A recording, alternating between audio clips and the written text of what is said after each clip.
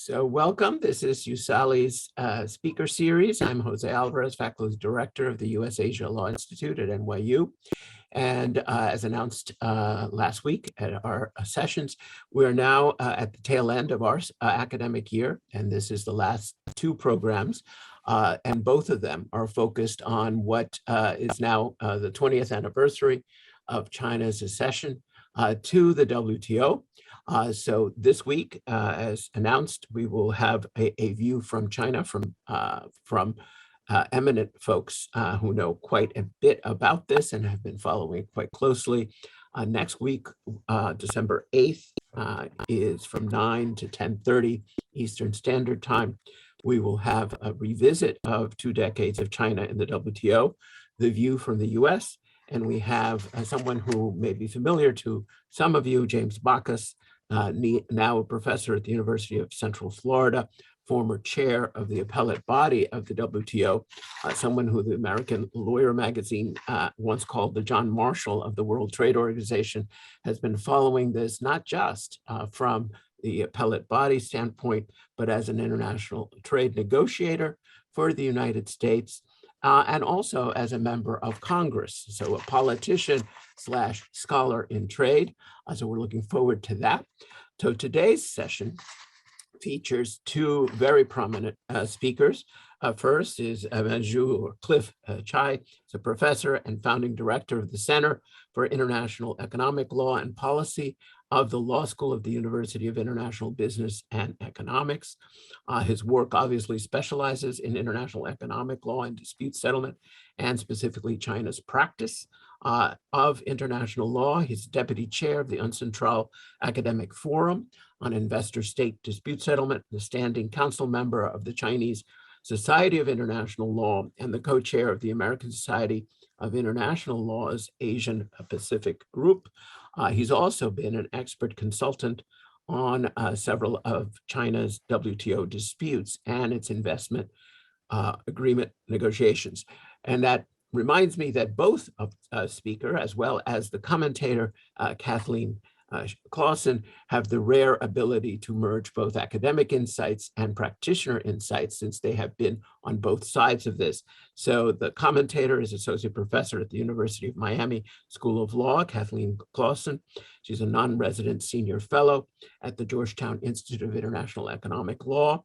She also has been active in the American Society of International Law and its executive committee and executive council, and she is the co-editor in chief of the Journal of International Economic Law. She was Associate General Counsel at the Office of U.S. Trade Rep and legal counsel at the Permanent Court of Arbitration in The Hague. So welcome to both of you. So the way we're going to proceed is Cliff will speak for about 15, 20 minutes, and then Kathleen will engage in conversation. So over to you, Cliff. Thank you. Let me start by thanking Professor Jose Alvarez and Professor Kathleen Claussen for being so generous to invite me and to comment on my talk. So this year marks the 20th anniversary of China's WTO membership. As we all know, the WTO is now under fire, and China is deemed by many countries as a major reason for the WTO crisis. So in this talk, I'm going to discuss three major issues. The first is the cost-benefit assessment of China's accession to the World Trade Organization. And then is China's position of the WTO and WTO reform. And finally, I would very briefly touch upon my perspective of the future of the WTO and the world trading system from China's perspective. So talking about the cost-benefit assessment, China has benefited immensely from its WTO membership. China has acceded to the WTO 20 years ago, but after 15 years of very difficult negotiations with the members. And joining the WTO is deemed as one of the most important successes of China's national nation building, and also definitely an important move of integration of China's economy to the world, at least from an economic perspective. And over the years, as we all know, that China has grown up into one of the major economies in the world, one of the major leading trader and also investment countries in the world. China actually readily acknowledges this development. And another aspect I believe that the WTO accession has brought to China is the capacity building with China's officials and lawyers and the academics even in this regard. In the field of WTO law, or broadly international trade law, China has become increasingly competent in, let's say, making rules that are not in violation of WTO rules, and also in defending itself, or let's say a frequent player of WTO litigation. And even academics, China has emerged to be one of the countries with probably, I would say, one of the biggest group of academics researching in WTO law and trade law in the world. So that said, I believe that everyone would agree with me that China has benefited a lot from all kinds of assessment perspectives from its accession to the World Trade Organization. But the cost, yes, of course, I mean, this is a treaty and this is a cost incurred. China deems that it has made substantive commitments upon joining the WTO, and that is largely true. China not only committed to abiding by all the package, the rules of the WTO, but also in the same time, China has committed to certain WTO plus obligations, at least in the eyes of some of the WTO scholars, particularly scholars with Chinese origin. They assess the China's accession protocol and then compared with that, with the WTO rule book, and find that China has undertaken certain extra obligations. And up to the present, it's the official claim that China deems itself as a model player of the WTO. It is a model player in all three major areas of the WTO. In rulemaking, China is promoting and is actively engaging in rulemaking. In dispute settlement, of course, China follows the dispute settlement procedures and also enforce the adopted reports. And in trade policy review, China is making progress in its transparency and in compliance of its trade policy with the WTO rules. But of course, the cost-benefit assessment is very rough. I believe that everybody would have its own perspective with regard to the cost and a benefit assessment. And nowadays, that is exactly the situation we are facing, because some of the countries are believing that China is not really a model as China claims itself to be. So now the question is here, how do we assess China's accession to the WTO, and then its role in the WTO and its position in the WTO reform?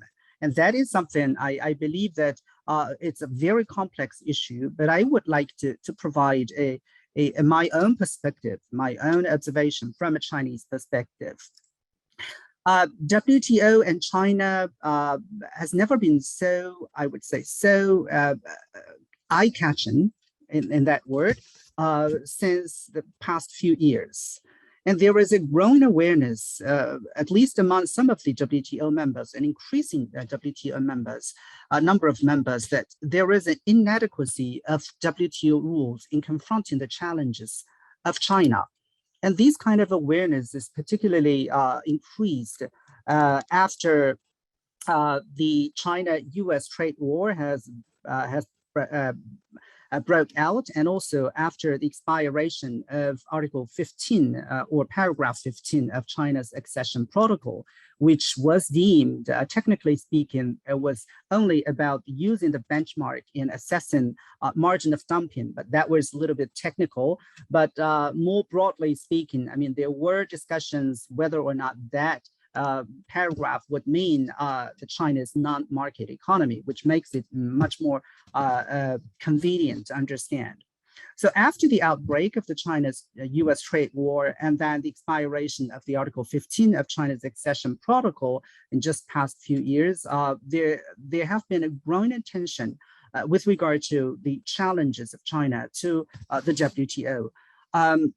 And many of these challenges actually are dealing with some of the technical issues, but also some of the more fundamental issues like non-market economy issue, the intervention, state intervention into economic regulation and development, such as the regulation of state-owned enterprises and subsidy issues in the public body, often in relation with SOEs. Um, these kind of inadequacies have been greatly recognized nowadays. And then there is a growing call internationally that the WTO need to be reformed, or China needs to be informed, or both should be informed. So against this picture, I believe there is a need to have a closer look at China's attitude towards WTO and WTO reform. So my observation, I would like to categorize these kind of attitude into three sets. The first set is that I see China's attitude toward WTO and WTO reform is more responsive than proactive. It's responsive than proactive. It is more like a response to the criticisms of China and the reforms, the call for reforming the WTO, including the WTO dispute settlement mechanism, the trade review, policy review, and the rulemaking issue. And some of these review proposals are not targeted at China. Such as the failure, or let's say the lack of efficiency of the Doha round negotiation, but some of them are impliedly targeted towards China. So China take that, I would say, rather seriously, and China has to take that seriously. So China's position or China's attitude towards WTO and WTO reform is more responsive. It's like a response to the increasing criticism or increasing call for the reform, instead of out of its own need to reform the WTO rules.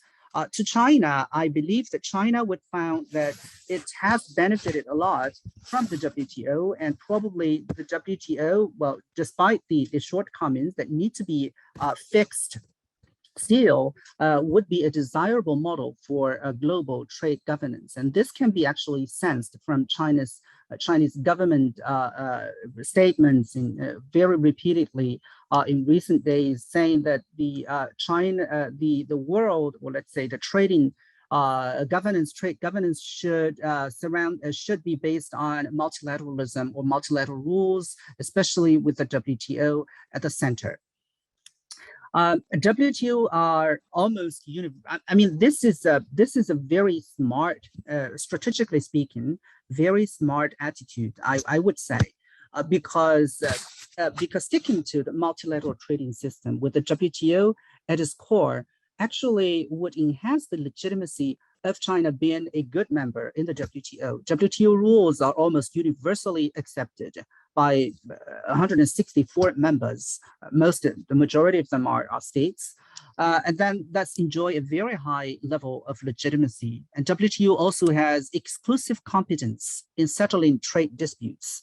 And therefore, if, let's say, US or another country claims that if China's done something incompliant with the WTO obligations or WTO rules, China could easily rebut, let's say that if this country deems China's measure or China's conduct incompliant with the WTO, it may well go to the WTO dispute settlement.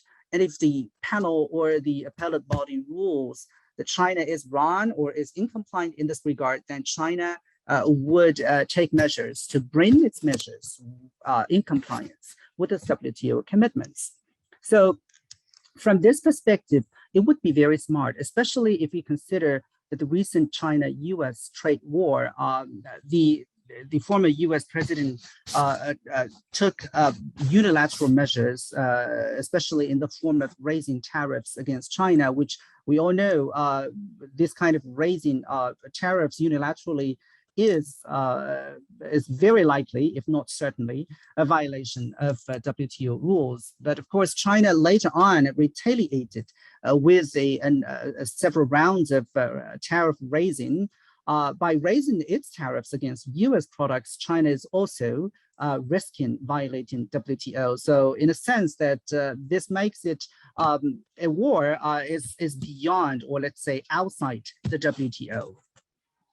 So another observation of China's attitude towards WTO and WTO reform, my observation is that China is trying to draw a reconciliation or reconcile between multilateralism and regionalism. So as I've already mentioned, that it makes good sense for China to adhere to the multilateralism, especially with the WTO at the center.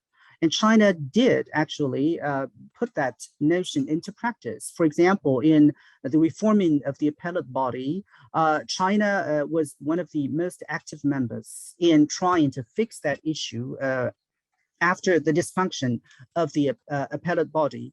And then China and some 20 WTO members have then formed a multi-party interim appeal mechanism that would serve as a kind of temporary replacement of these appellate mechanism of the WTO. And also in some fields of rulemaking in the WTO, China is also taking the lead, or is very active. For example, in the making of the investment facilitation rules, which is still under negotiation in the WTO, China and a few other emerging economies like Brazil are actually playing a very, very heavy role in promoting the making of these rules. But in the same time, China is also adapting to regionalism. And this is something I found a little bit strange, because China claims adherence to the multilateralism very strongly, but in the same time, China is, at least appears to me, is adapting to regionalism. I believe this is very practical to China, because there is a danger of decouple, a danger between China and then the other WTO members, particularly the United States, the biggest economy in the world. And also there is a danger of being marginalized by some leading WTO members, because we see in very recent years, just a few days ago, if I remember correctly, the three parties, US, EU, and Japan, they have this statement. Most of these statements actually concentrated on the non-market economy issue in one way or another. So there is a real risk for China. And therefore, it's not, I would say it's not surprising to see that China also resorts to regionalism. We see that China is ratified the RCEP, and in the same time, China actually has shown its interest in acceding to the CPTPP, which is quite different set of rules, I would say. Just to use the words of Professor Jose Alvarez, and he once wrote a paper and insightfully called the CPTPP, or the TPP, as the gold rules for international trade. And to a large extent, I think that is a very accurate description, because TPP and CPTPP has some rules like state-owned enterprises, like digital trade, like environment, anti-corruption, and these kind of issues that are not really in the WTO or not sufficiently dealt with in the WTO. But these are in the original agreements. So I believe that China has made these kind of assessment and these kind of calculations. When China decided to join the CPTPP, China would have to balance and would have to assess whether or not, to what extent its SOE's rules, or let's say its environmental rules, subsidy rules, would be subject to the CPTPP rules. So a final observation is that I believe that China actually adopts a attitude of combination of flexibility and defensiveness. So we see from time to time, China's attitudes is a little bit confusing, at least to me, to a certain extent. On some issues, China take a very hard line. For example, if on non-market economy issue, China would repeatedly claim and defend that the WTO is not a forum of dealing this kind of issue, and WTO does not address the issue of non-market economy or market economy. It's up to the member to decide what kind of way of economic development and regulation. But in the same time, China also demonstrates certain kind of flexibility. As I've already mentioned, for example, when showing its interest in acceding to the CPTPP, China will have to make compromise with regard to SOE because CPTPP has rules on state-owned enterprises and some other kind of rules that are not available or not sufficiently addressed in the WTO. So China's taking this flexibility and also in the same time defensiveness. So the real question, at least to me, is that how to play this game. It's like walking on the stream. It's always doing the calculations. I mean, China and the rest of the world, CPTPP members, they're doing this kind of calculation, how to make sure that the line will be drawn properly. That would be an interesting issue that deserves future observation. So in the final 1 or 2 minutes, let me try to provide my perspective on the future WTO and the world trading system in the eyes of China. I may be completely wrong, but I think it's worth mentioning. To reform the WTO or to reform China, this is the question, or both. I think this is the question to not only China, not only the US, it's to the whole international community. To some of the WTO members, let's see the US, for example, China and the WTO should both be reformed. It seems that to China, reforming the WTO would be on the agenda, and China actually have proposed some suggestions on reforming the WTO. For example, especially focusing on the latest issue of fixing the appellate body and try to facilitate rulemaking. But at the end of the day, I believe that the ultimate answer to this question is whether China and the US or the WTO, whether the WTO remains the center depends on whether the WTO could afford losing China or US or Japan and the EU together with the US. So like it or not, I believe that China has already been an elephant. It's already a leading market player and a leading producer in the world. So it's important in the global supply chain. So there is no way, I believe there is no reasonable way to ignore China completely, given the interdependence of economy between China, US, and the rest of the world. I believe that the only way is to forge a strong consensus on reforming the WTO, but in the same time, to press China to conduct more timely domestic regulation reforms. So with that, I conclude my remarks and I look forward to hearing Kathleen and discussion. Thank you. So, so much to think about here, Cliff. Let me start by asking you a little bit more about the performance aspect that you laid out at the top of your remarks, that assessing China's performance. And I think when you came to your third set of attitudes on flexibility and defensiveness, that resonated with me because as I was thinking through the performance analysis for myself, I tend to hear two sort of competing conversations. On the one hand, this championing of China's role that you identified, it's moments when it chooses to comply and to highlight the rules for others. And then certainly more recently, many have said it is filling the gap, as you mentioned, left by perhaps the US and EU stepping back from their prior leadership roles. But it also participates in what we might call inconsistent behavior or even bad behavior, as some might say, in ways that you didn't yet mention, but things like appealing into the void while also being a part of MPIA, promoting its unilateral measures as part of the trade war rather than choosing to engage, or in addition to trying to engage on those issues in the WTO. More recently, this battle over the appointment of the chair for the Government Procurement Committee. And there, of course, we know China is not yet a party to the GPA, but in the midst of negotiating accession, and seemingly through the Hong Kong, perhaps holding back the appointment of the Taiwanese delegate to the chair role. And so taking all of these as a whole, I think some commentators point to the latter as saying this is bad faith. Whereas others then sort of say, well, look at the former and say, no, here China is still leading the charge and on board with these rules.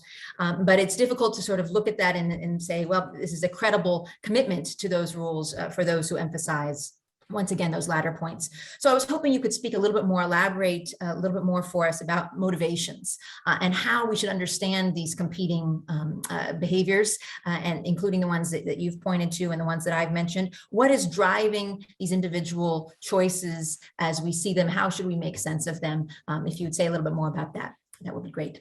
Let me pass it back to you. Thank you, Kathleen, for this very insightful observation and question. Well, I also noticed that there are these kind of phenomena, that the inconsistency of China's performance in the WTO. I would only say, I think, well, of course, there are different ways or different perspectives to approach it or to understand it, but I would simply say that this is just being pragmatic. China has been pragmatic in this regard because China wants to make the best of the rules and under which kind of rules, what is the best result it could have without, let's say, without violating that rule. So that is the way.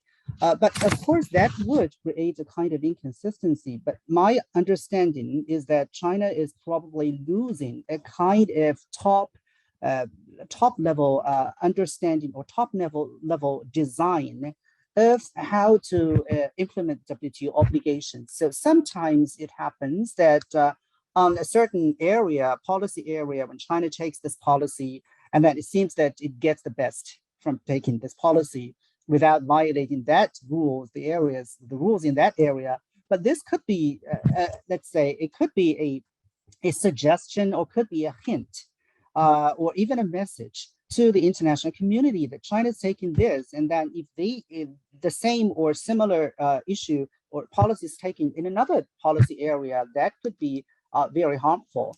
So I believe that China is not ready or has not been able enough in making this kind of design. I would actually don't tend to think China would intentionally do this from a bad faith perspective, because I believe that the WTO to China means much more than the WTO to the US.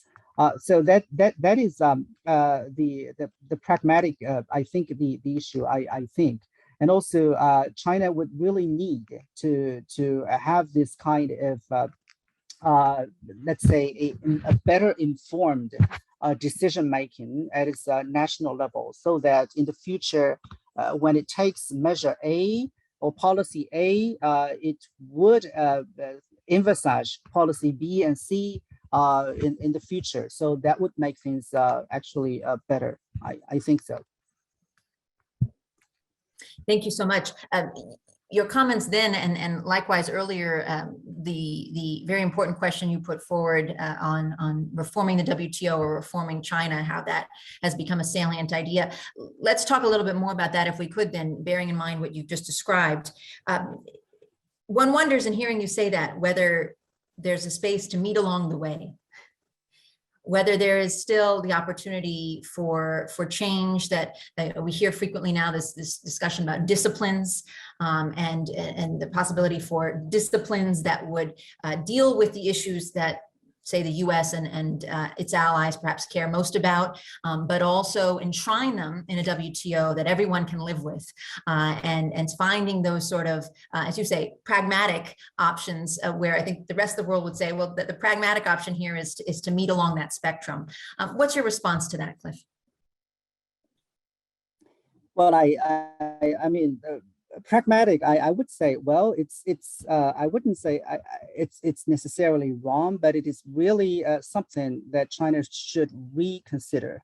I mean, this is not, in many cases, this is not a smart, it's not a smart way in doing things.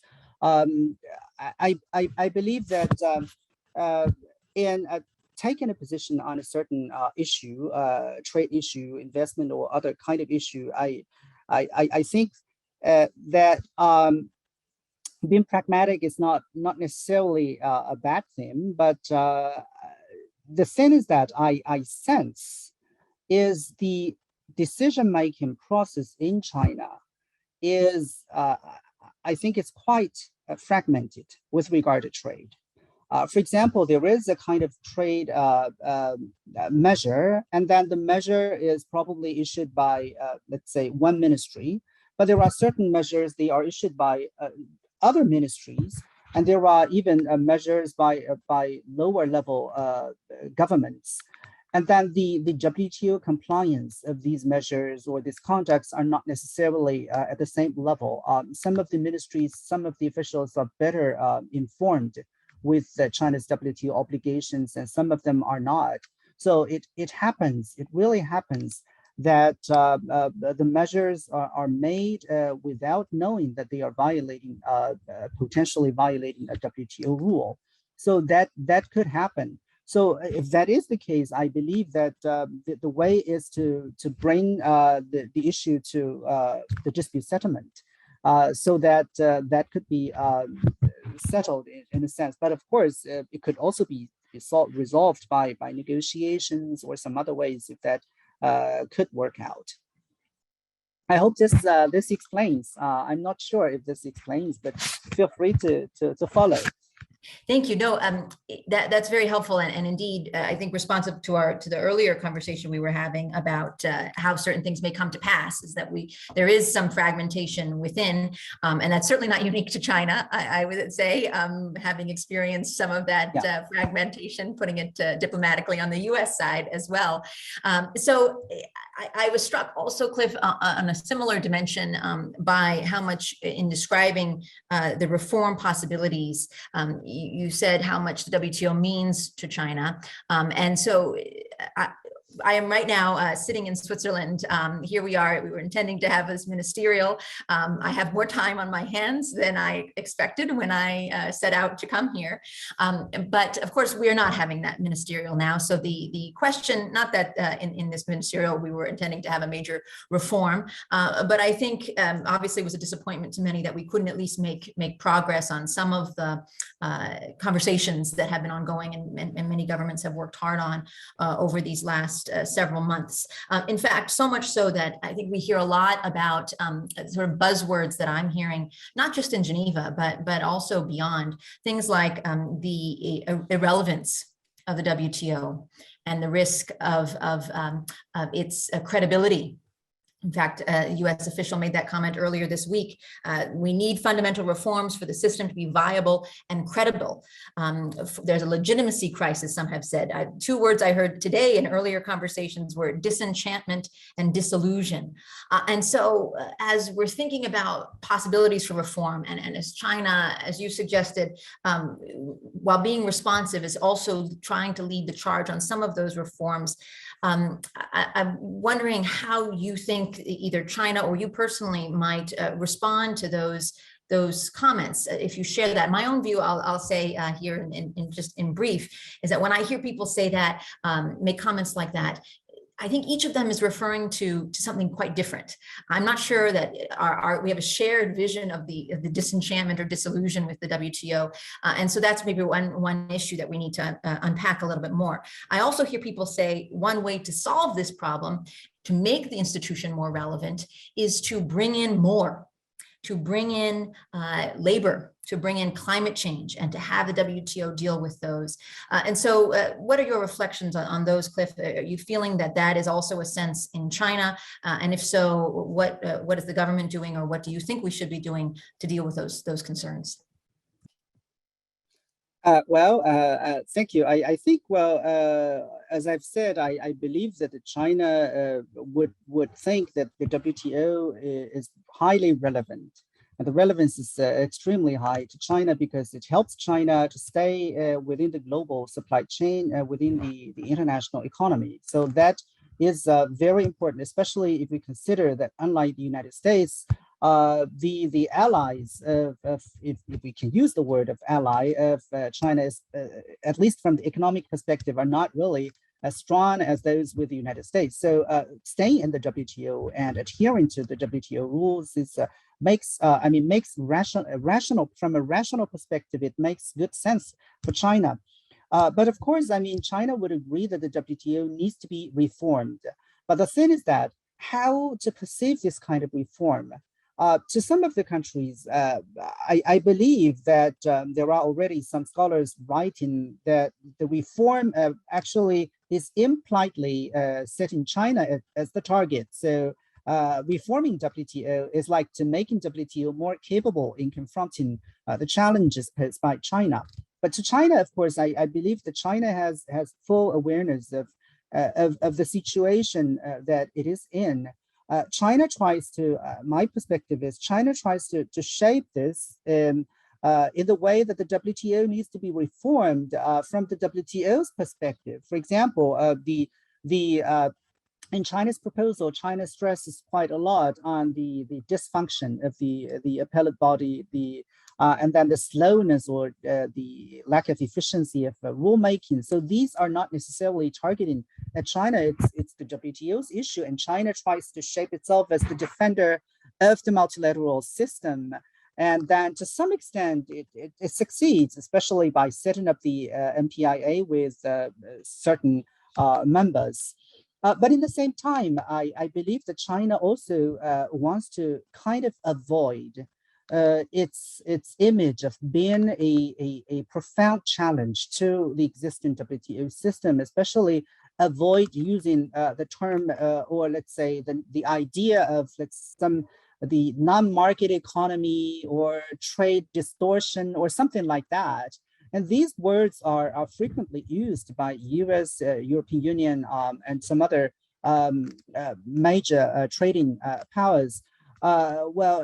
It's kind of interesting because I noted that the very beginning, I think very shortly after the expiration of the paragraph 15, even the Chinese government also mentioned that that paragraph deals with the issue to some extent, the issue of non-market economy.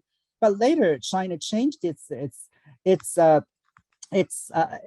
idea and saying that, well, this is just a technical issue. It depends on the benchmark issue. It's not necessarily a market economy issue. I believe that there are this kind of pressure. I mean, after that period of time, there were a lot of discussions among policymakers, scholars, and lawyers, and saying that this is not. And then the follow-up, let's say the practice of the states like the U.S., especially the European Union, has shown that this is not something of market economy issue, but in other words, it could still be a market economy issue, but we can use it in a different way.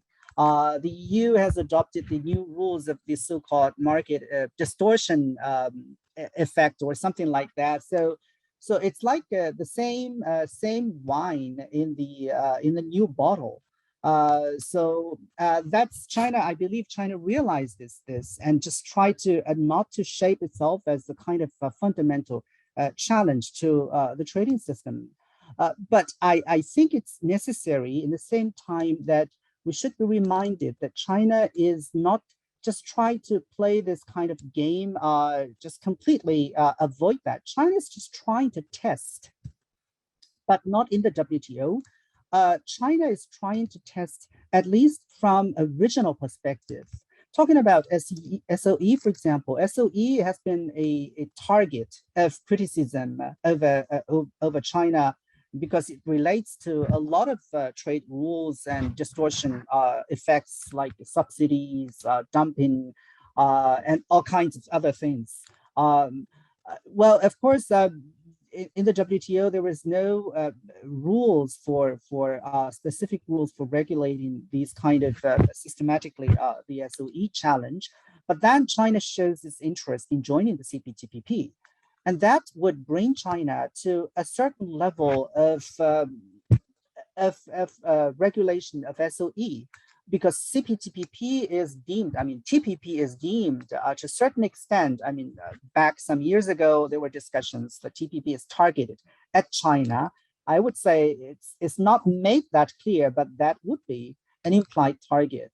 But then China decided to join the CPTPP, and then that makes things, I would say, rather clear that China wants to show certain a message, send a message to the international community, and in the same time try to test whether or not it could sustain, even subject itself to SOE regulations or some other rules, like you have said, environmental, sustainable development, and these kind of issues. China is also testing this in some recent trade, other treaty making in the China-EU. I believe that some scholars has written on that, like Henry Gao. I'm sure you know him. He also mentioned that China's joining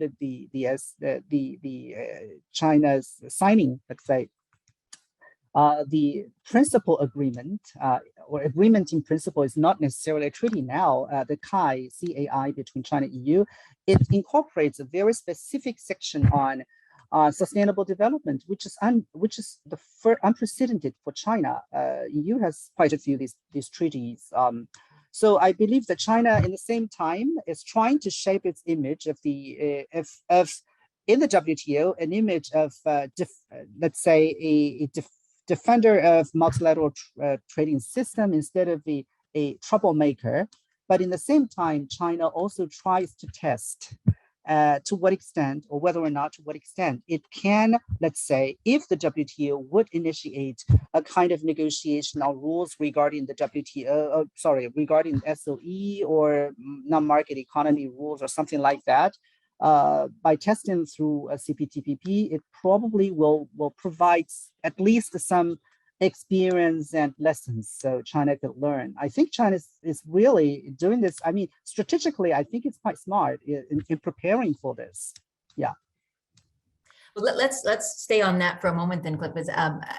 Very curious to sort of watch the CPTPP developments. I also want to come back to your SOE comment more generally, but on the CPTPP developments, I hear you saying that this is a testing ground and for new possible norms into which China might consider entering, right, becoming a part of the normative conversation there, and yet one hears sort of other rationales, and not that these are mutually exclusive, but economic interest in joining the group, making the political statement that it has the stronghold in the Indo-Pacific and the US has left the building, as we say. And so I'm curious as to how those other factors sort of come into the analysis on the CPTPP decision. I've also heard folks say China has different choices in doing so. It could make some changes to its own system, as you seem to be suggesting. It might be testing the waters, but others have said, well, maybe it's going to make some promises and then ignore them and deal with the consequences as they come, or pressure even other CPTPP members to lower their own standards if it has that sort of weight and ability to do so. So what's your take on that, and sort of what are the messages that you're hearing in the CPTPP decision beyond those that you've already highlighted for us? Well, I think it's a very interesting issue of China's willingness to join the CPTPP. Of course, I would agree with you that this is not simply one factor that is driving China in joining the CPTPP.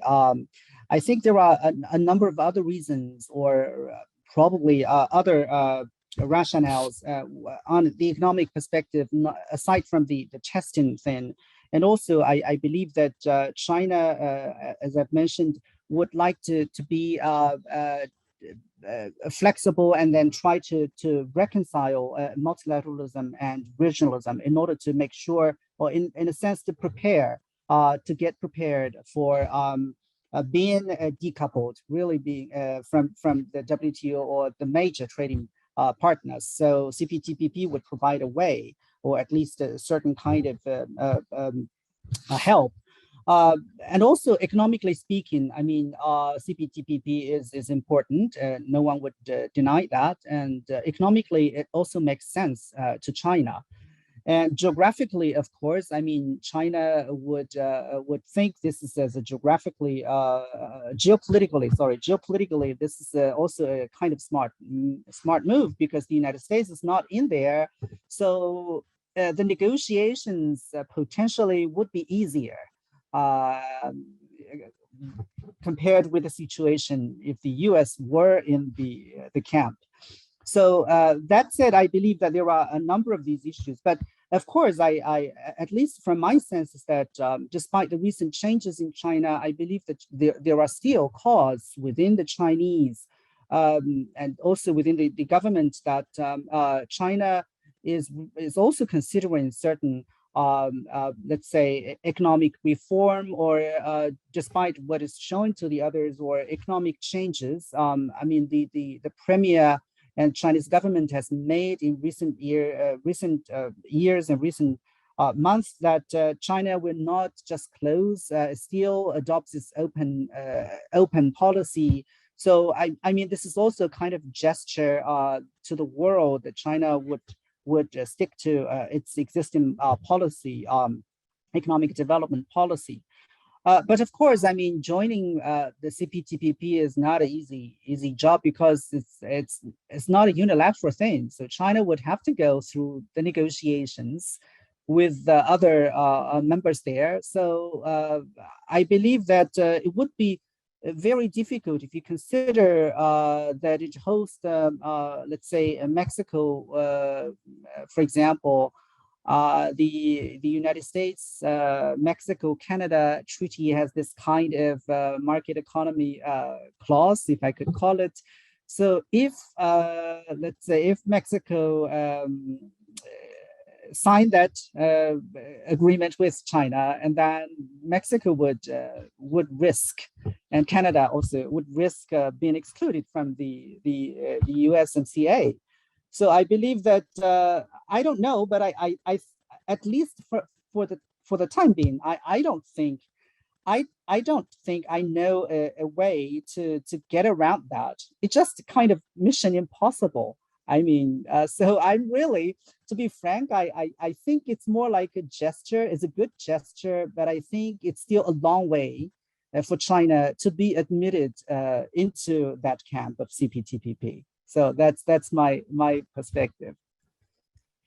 Great. Well, as you refer to Mission Impossible, I'm thinking at the end, they always manage to do it. So we will see if here that's also also the case as in the movies.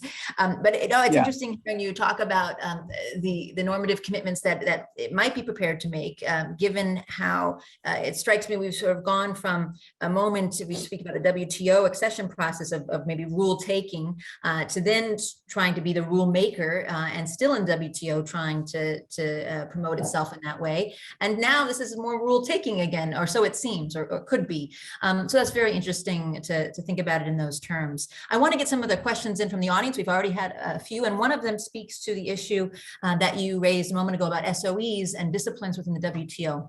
And this questioner raises that there are special rules in China's accession agreement that, at least on paper, would provide some disciplines on the behavior of SOEs in China. And so far, of course, as you know, and many of our listeners know, no WTO member has brought a dispute settlement complaint under those rules. And so the questioner asks, do you think that invoking these rules as a part of a WTO complaint could have an impact on Chinese SOE practices, or is this just too sensitive an area and China would resist compliance to an adverse dispute settlement decision in this area? Well, my sense is that it's possible to for other members to raise disputes arising, let's say, citing these kind of commitments.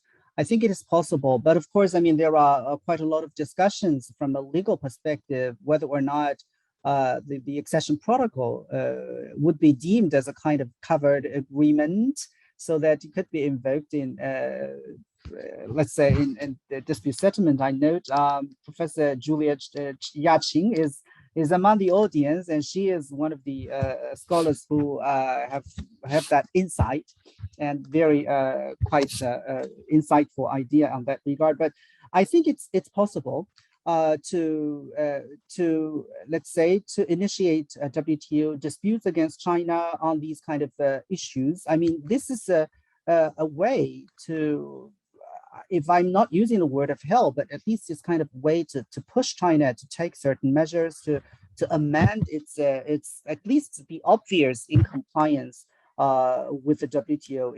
It's quite possible. I mean, to China, there is a saying that joining the WTO and enforcing the WTO rules is a kind of importing external pressure to force the reform within China. But of course, I mean, people may have different perspectives on that, whether or not that is really effective. That's another thing. But at least from the paper, we see that it is in place. So I would say yes, it can do that. Great, and speaking of Professor Shin, she has asked a question as well in the Q&A, which is, what are the true costs of China's accession to the WTO? You talked about costs and benefits at the outset, and she says that is as a result of the super rapid economic development in the last 2 decades, environmentally, socially. What are the true costs? Well, this is a very, I think it's a very tough question to me. I mean, the true cost, I wouldn't say there are true costs. I mean, China just benefit a lot from the WTO. I mean, it's always a cost, if we can call it a cost. For example, I would say it's more like a bargain, something. I mean, if Chinese products are sold to other markets with low tariff or no tariff at all, China would also under an obligation to open its market to products from other WTO members. So this would be a certain kind of cost China has to sustain, because you actually get the let's say the treatment from other members. So that would be the cost. I would say it's just a mutual way. I would not tend to think that WTO has brought something bad to China. That's if the cost is deemed as that or undesirable to China, I couldn't think anything that WTO has brought something bad to China, despite the fact that there are discussions among some Chinese, not all, but some Chinese scholars and media that especially shortly after China's accession to the WTO, they are saying that accession to the WTO would mean less control over the regulation, less regulation of economy. That would be a kind of, let's say, a kind of erosion of sovereignty or something. But very quickly, I believe those kind of idea got outdated, and nobody would really think that is a kind of cost. So, in short, to answer Professor Chin's question, I would say, well, if there has to be cost, then that is the cost for something in return. There is no cost that is, China paid for nothing. Another question of a similar variety than Cliff, it has to do with not just how much China may have changed, but also what is it valuing at this moment in time, and particularly how important is it for it to continue to be given developing country status. And so this questioner asks that some think that the real benefits China gets are insignificant, And this is something that China is willing to give up on if it gets something in return, right? It's a leverage opportunity. But others think that China regards this status as important to the extent that it helps it to maintain leadership among developing country members. And so he asks, which is it? Well, if I have to make a choice, I would say I would prefer the second one, the leadership role. Because I mean, I think just a few weeks ago, even the Chinese media, I think has said that being a developing country member of the WTO itself, for China does not really harvest too much benefit from those kind of special treatment or differential treatment, especially after China in recent years have already grown into such the second biggest economy in the world. So those kind of interests through the S&D treatment would be marginal. I would say not really something to China. So I would think that China would like to but China still adheres to its claim that developing country membership is important. I think China wants to keep it as the leadership role in the WTO because it helps China, for example, in the negotiations in other ways. And plus that, I would also think just try to put it in the broader perspective in China because in recent years, China is also actually thinking, the government and also the academics are thinking China's unique, let's say, China's contribution to international law. What is China's contribution to international law? That is something very important, especially after in recent years. If we have a retrospective research of this kind of issue since the People's Republic of China was established, and then we see there are a number of these kind of theories that China deems itself as the contributor. For example, the division of three world. China deems this as an important contribution to the international system and international law and the five principles of coexistence and these kind of things. So if we put that into consideration, and then we would find that keeping a developing country membership to China would mean much more than trade. It would also mean that China's potential leadership role in the United Nations system elsewhere, and also China's own kind of, let's say, internally, the leadership's, let's say, the leadership's correctness or in contributing to the international system. So I believe that is something China would like to maintain. It's not from a pure trade perspective. So I hope that answers. Thank you. I'd like to come back to that issue of things beyond trade that are coming into this conversation here a little bit later. But sticking on the idea of developing country, not just developing country status, but also China's relationship with developing countries and how that might be an influencing factor in some respect to its position in WTO. And specifically, I'm thinking here of recent remarks made as part of the trade policy review, China's trade policy review, which took place back in October, as many of you know. And this is, for those who may not know, the moment in time when the membership takes a sort of wholesale look at China's trade practices and makes comments on them, evaluates them. And the website, the China Trade Monitor, the new website that many of you may know, it talks a lot about Chinese trade issues, helpfully cataloged these comments and tried to break them down into three groups, some that were critical, some that were mixed, and some that were positive. And as I was reviewing the positive comments, it's striking to see just how many members refer in their comments to their position as a participant in the Belt and Road Initiative and how important that is for them, and some even referring to China's, I'll call it, vaccine diplomacy, and seeking to ensure that these countries have access to vaccines. And so I'm curious, Cliff, how should we think of China's relationship with developing countries as reflected in their comments there, but also beyond that in this broader discussion about China's position in the WTO? Well, yes, that is really a broad question. You mentioned, I mean, the eighth trade policy review on China is just, as you mentioned, it's just completed, and well, China has in Chinese media there were a lot of discussions on this, and basically, people are saying that the other WTO members, particularly the U.S. and other trading partners, have thrown into too many tough questions to China. It's more like a criticism or something.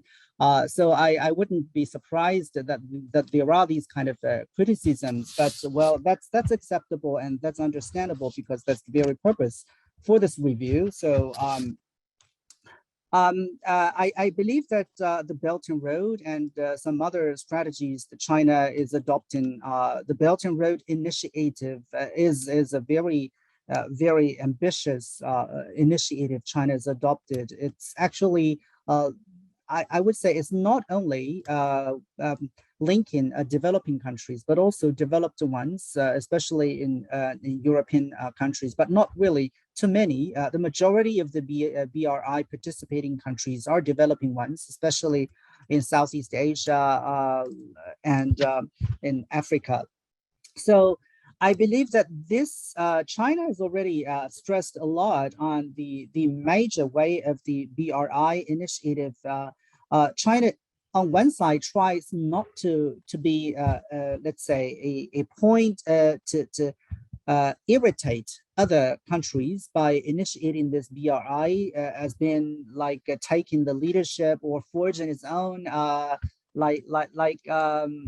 Marshall Plan or something. That was the very early narrative or description of this BRI, but China very quickly realized that this is not the right thing. Or at least this is not the right description. So it changed to BRI, but the key to BRI, at least according to Chinese, is trade and investment connectivity.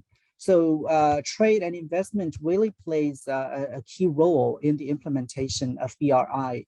But BRI is implemented not within the not within a kind of framework, a legal framework. So basically, it depends on the existing rules. The WTO rules would provide the basic infrastructure for the BRI, trade and investment connectivity.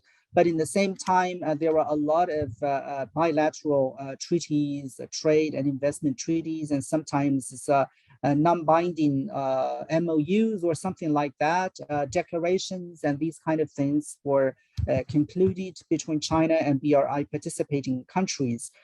China wants to use this, I would say, to increase connectivity and at the same time to export its commodities and investments to many of these countries in need. And to China, this should bring about win-win results.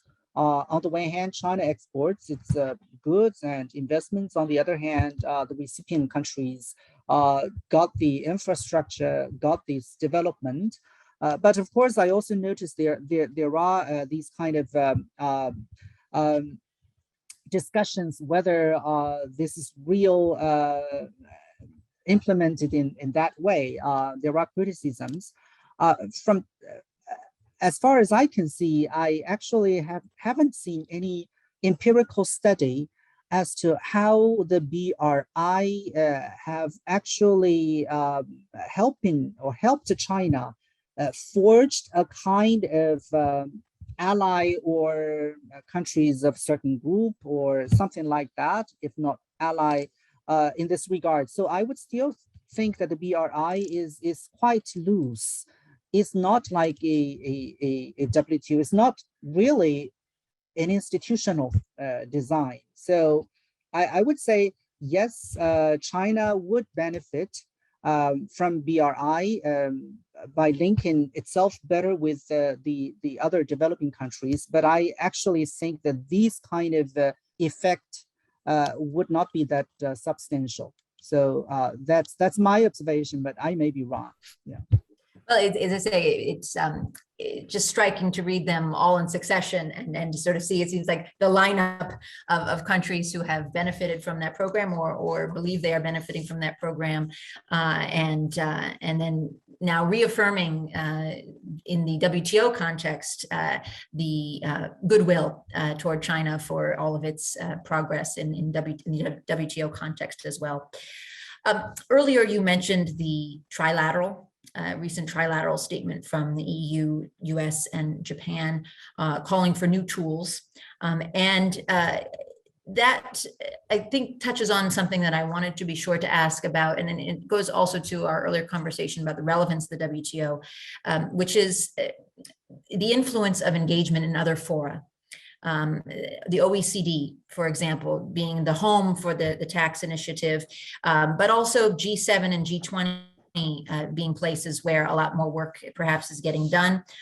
At the same time, it seems that China is wary of new alliances, in addition to the ones I've mentioned that are not new, against it. For example, looking to see if the U.S. will enter into this digital trade deal that's been discussed in Asia, and perhaps trying to sort of work its way around places where the U.S. is not. So again, a similar conversation to what we were having earlier. But I wondered if you could speak a little bit more, Cliff, to the to China's view and position on all of these developments happening in other places, and then what that means for its engagement with the WTO. Is it taking on the initiative to try to bring more back, given how much it values the WTO, or is it happy to sort of see some of those go along so long as it is engaged in them? Yeah, that's a very interesting question, because when you mention OECD, G20, and G7, something that actually reminds me of the developing country status issue, because US has proposed that if you're an OECD or G20 member, then you shouldn't claim developing. But yeah, but that's another issue. But of course, I mean, China is not a member of the OECD. It's observant, as far as I know. But China is quite active, I think, in the OECD, especially in certain areas like investment and tax and these things. G20, of course, China is playing an important role. I think what China is trying. I wouldn't say China is doing a perfect job, but China is trying hard to using all these platforms together, and also including the WTO. I have an example. The example is about investment facilitation, investment rules, and that was actually initiated by China, if I remember, in 2016 in the G20 meeting in Hangzhou and a Chinese city. And there is a trade ministerial declaration that one of these the paragraphs of the declaration deals with the claiming that there is a need for more trade and investment facilitation and something like that. And then in 2016, that's 2016. And then after that, the MC11, then we see the Friends of the Investment Facilitation. And then actually, there are a number of these discussions. They actually cite the declaration of the G20, which is under China's host. So I think China is trying to make linkages between these different forms. And then let's say the investment facilitation, and then afterwards China pushed that together with other members in the WTO. And then last year, in September, the formal negotiations started. China is still pushing on the investment facilitation issue. So I think it's good, at least from my perspective. It's helpful for China to use these kind of different platforms in the good way. It helps for China to have this kind of a top level design. But I'm afraid that China I think the capacity of China is challenged in this regard. I think, well, this is not unique to China. For example, the reason is that China has different ministries responsible for issues of these different organizations. OECD is charged by the Ministry of Finance. WTO is by the Ministry of Commerce. But of course, they are not completely isolated. But as you can see from an internal political perspective, different ministries have their own agenda sometimes. So it would be difficult to, at least on certain issues, to really effectively and to use these different platforms to the best. So that's my observation. But it's already very good for China to try to use them together. Great. Yes, and again, that fragmentation, not unique to China. The same again is true in the U.S. and elsewhere, I'm sure. But speaking of the U.S., I would be remiss if I did not spend a little more time on the U.S.-China relationship. And there's a question in the Q&A asking a little bit more about where things stand in the WTO cases that have come out of the trade war. We can come to that in a moment. But we've kind of been tiptoeing around the trade war, although you mentioned it, but I feel it's sort of lingering in the background. So let's just take it on then. But I wanted to ask you who won? Who won the trade war? Is it over? Is maybe one question we could ask. But let me lead into that. That's where I'm headed. But as I lead into that, let me say a little bit about where I'm coming from here, because I think there's a sense in the United States that we are. We have sort of gone down again as sort of maybe an arc, or maybe it's not so linear. It's been a road from China's accession, where I think a lot of celebration and positive comments really as to its implementation of the agreements there in the early 2000s. And then recently I heard Ambassador Charlene Barshevsky, former USTR, point to a break in 2006, where she thought that was the year, and I think other USTRs have put it at a different year, where China then started to close off more when the leadership, as it was put by her, felt that they had given all they had to give on market access. You could see this then with the frustration coming into the Obama administration that led to the creation of all these dialogues, the JCCT, the SNED, these conversations that were set up between the US and China to deal with the growing frustration, but then those also falling short despite multiple WTO cases. We've already discussed those. And then finally to the last administration, where this came out sort of in a different way, shall we say. Now, I'll just footnote, of course, I think some people would say that, well, there is some liberalization still ongoing, right? It hasn't entirely been that way. In fact, many of your comments have spoken to ways in which that's still front of mind. And I heard recently the foreign shipping vessels rule, the new foreign agricultural products, and so forth. So it's not shall we say, black and white. But that, I think, was the perception coming into the trade, so-called trade war, although I hesitant to use the name. Now I hear Ambassador Tai saying, using the word of recoupling, and looking at how our governments could re-engage. She discussed the deal that was concluded in the last administration as one that stabilized the tensions between the two governments, and also attempted to address a need to realign the relationship. Those are her words again. So I'm coming back to my question of where do we stand in the so-called war, and are we now in a moment of recoupling, re-engagement, or are we more still in a boxing out adversarial moment? Well, Kathleen, that's something I would say it's I'm most reluctant to have this answer that is direct. I would say neither wins. Neither would win. I mean, on both sides, by initiating and engaging in either voluntarily or involuntarily in this trade war is a violation of WTO rules, because it's unilateral way. I mean, without the authorization of the WTO. So that's an erosion of, very sadly, that's an erosion of the leadership role of both the United States and China in this world, the two biggest economy this is something that should not happen in the first place. But that said, it's already happened. I would say it depends on the way how when you assess the trade war, it depends on which perspective you take. If you take the perspective of a pure tariff gain, I would say, well, of course, probably U.S. get a bit more because I mean, U.S. Would, I suppose, could have levied more tax because China has more exports to U.S. I read the number would be like I'm not sure, it would be like 50 billion US dollars, but on the side of China it's something more than less than 220 billion US dollars. But that is not really an important I would say parameter in assessing this trade war.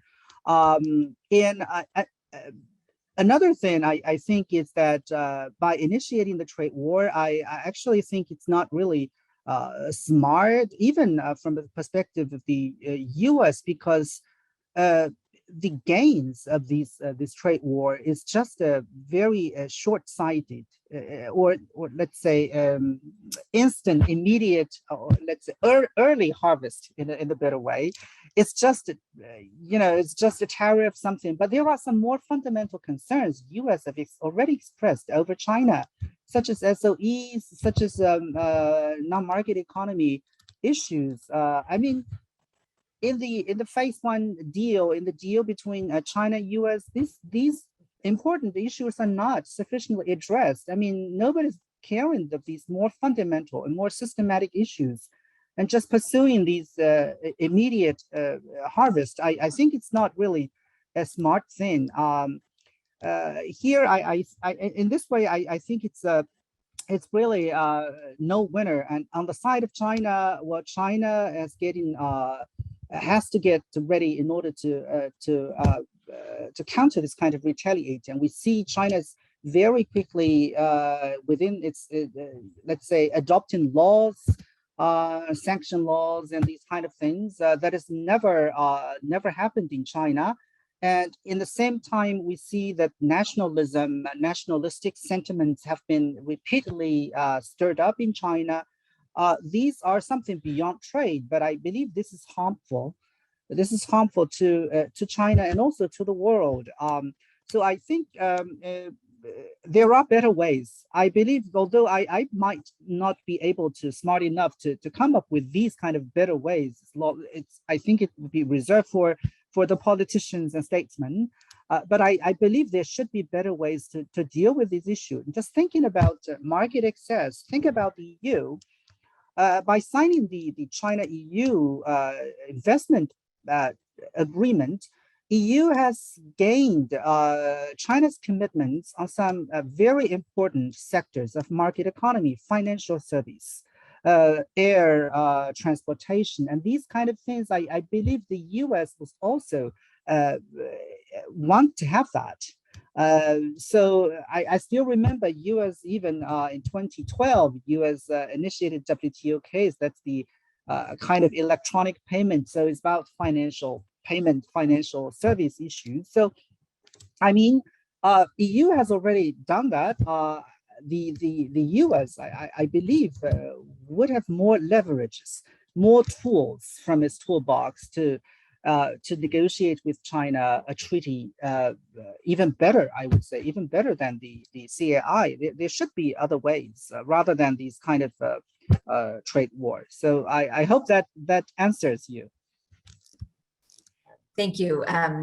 No doubt a tough question, but as you said, others could solve it, but you have my vote, Cliff. I hope they listen to you. And in fact, I would like to give you that opportunity more directly. I think you started to say there's an opportunity to look at a new deal, but I would ask, what advice would you give the U.S. administration on its ongoing trade conversation with China? And as you think about how you might respond to that, I would just add that I think from, again, where I sit, it seems very difficult in this moment to disconnect the issues. Something that you mentioned earlier about seeing China's role. We can't look at it in the WTO in a vacuum. Likewise, in the US, I think that is especially true now, that no one is looking at the China issue as strictly as a trade issue. We could see that in the different priorities that are coming out of the Biden administration. And so what's your advice, how to handle it, bearing in mind that, again, everything is connected to something else that's non-trade and maybe very difficult to handle? Yeah, I know this is very difficult, but if I have to give a kind of advice, I would say the way that is already there is for US to still to go back to CPTPP, to take the leadership role in CPTPP and negotiating with China. So by getting China on board and getting China committing to the higher level agreement, the TPP or CPTPP, that would be a very important and also a sensible. I think it's a sensible solution because there are several advantages. First of all, CPTPP to US is convenient. US to a large extent designed that. So it's not the very first initiating countries, but once it took the leadership role, it's under the US kind of design. So that would be not difficult for US to come back. I mean, the CPTPP 11 members still make it possible for US to come back. And the second is that it makes things easier because there are only a few countries there. But in the WTO, given its the consensus way of decision making, it's just difficult, if possible at all. So that would make things going to the CPTPP would be a very easy. I wouldn't say not very easy, but it's easier in making the rules. And then third, CPTPP, as Professor Alvarez mentioned, I wouldn't say perfectly, but it actually connecting trade with a lot of non-trade interests that have been lacking in the WTO. SOE, sustainable development, anti-corruption, environment, labor rights, and all these things together.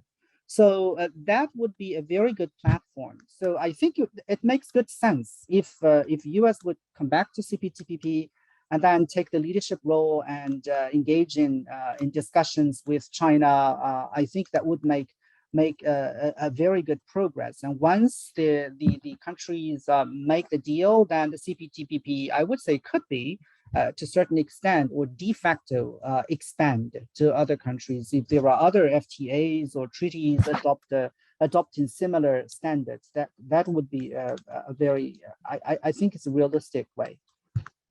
And just one follow-up on that, and then I want to pass the floor back to our host for the final question. But as you point to CPTPP as the way forward for the bilateral relationship to grow, again, come back to our starting point of the WTO. What does that mean for it? And we have all these competing reform proposals, surely some of which both countries, they stand on either side of one another, but maybe some of them they share. Somebody in the question and answer asked about the way forward for the dispute settlement mechanism. You mentioned China is leading the charge on that. US not so much, so it seems, but then in other areas, US leading a charge and China not so much. So is all hope lost there, Cliff, or it's CPTPP or bust, or can we find some agreement likewise for the two powers to agree in WTO reform? Well, I can't say yes or no at this point of time, but I believe that in the long run, if not too long, I think the two countries should be able to find way, because I mean WTO already provides a best platform for global trade regulation. It's already there. I mean, admittedly, the rules are not perfect. There are some rules missing. There are decision-making deficiencies. But I believe that if the parties really wants to do that, and WTO also claims that as the member-driven, so if the key members really want to drive that, I believe it is possible. Of course, I mean, this would need political wisdom on both sides.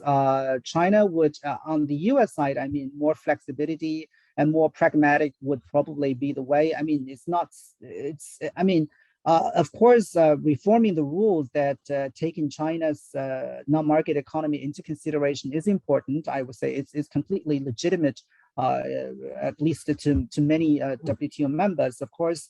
But there are, of course, some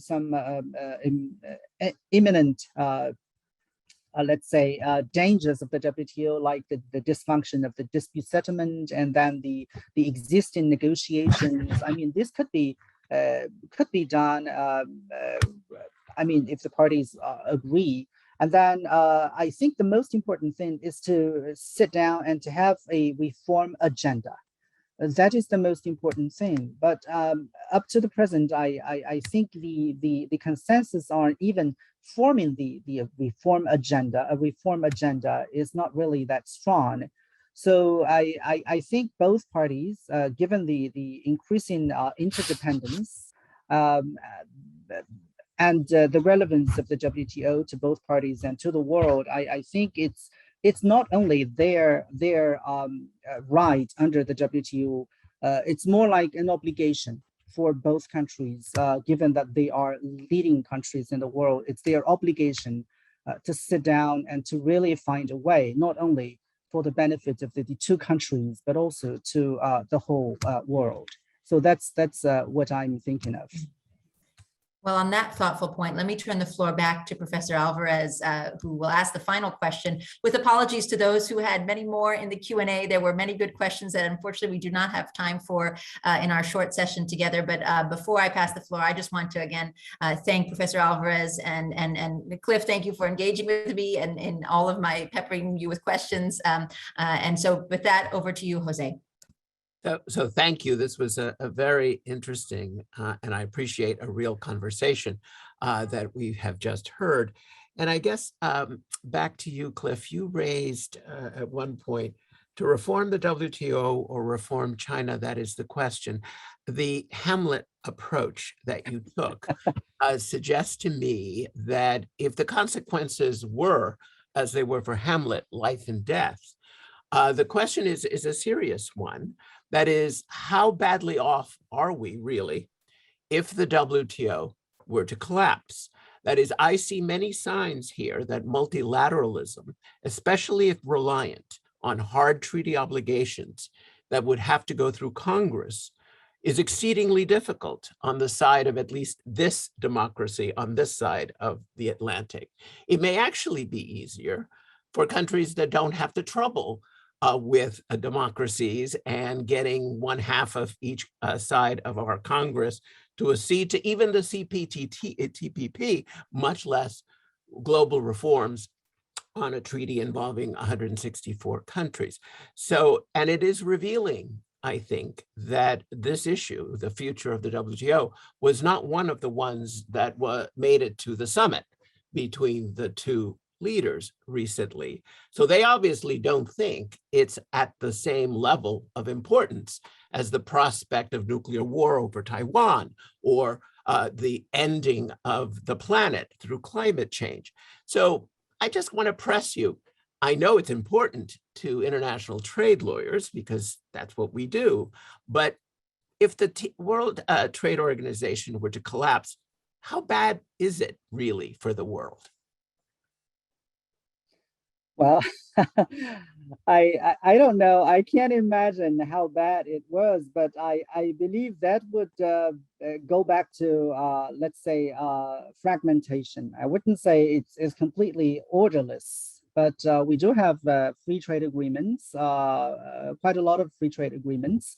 So it's like we go back to the free trade agreements to deal with these kind of issues, and then I believe that then the countries would try to compare with the different kind of set of rules. Is like spaghetti ball thing, and then try to find more consensus. So if more consensus are found, that would mean that we are actually approaching a rebuild of the WTO, because that's the broader consensus. So I think the issue is not whether the WTO would collapse, but whether the WTO with advanced or modernized rules could be made or could be put in place. I think that would be the most important issue. Well, thank you. And I appreciate both of you. We'll be revisiting some of these. I hope both of you attend, at least participants. I will guarantee that if I see you on the Q&A box, your question gets forwarded to the top, since you granted us so generously of your time today. So thank you both, and thanks to those of you who joined us today. Take care.